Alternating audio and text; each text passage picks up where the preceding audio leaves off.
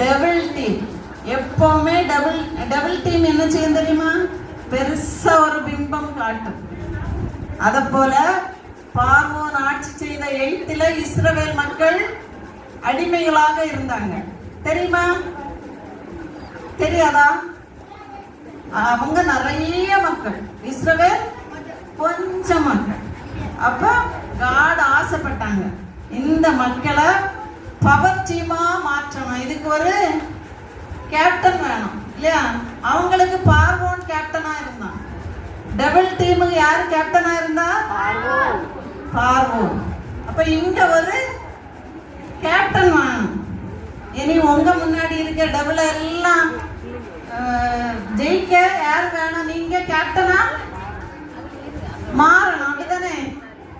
மாறணுமா? அதான் அடுத்தவங்க கேப்டனா இருக்கத கிரிக்கெட்டே பார்த்துட்டு இருக்கணுமா? நம்ம நான்கு அவர் உலக தோற்றத்துக்கு முன்னே கிறிஸ்துவுக்குள் நம்மை தெரிந்து கொண்டார். எபேசியர் 1. நம்ம திறமை இதெல்லாம் ரொம்ப குறைவானது. ஏன்னா நாங்க உலகத்தையே பிடிக்கிய காரியத்தை இன்னைக்கு சொல்லி தந்தானா இப்ப உள்ள பிள்ளைங்க என்னன்னா, ஒண்ணு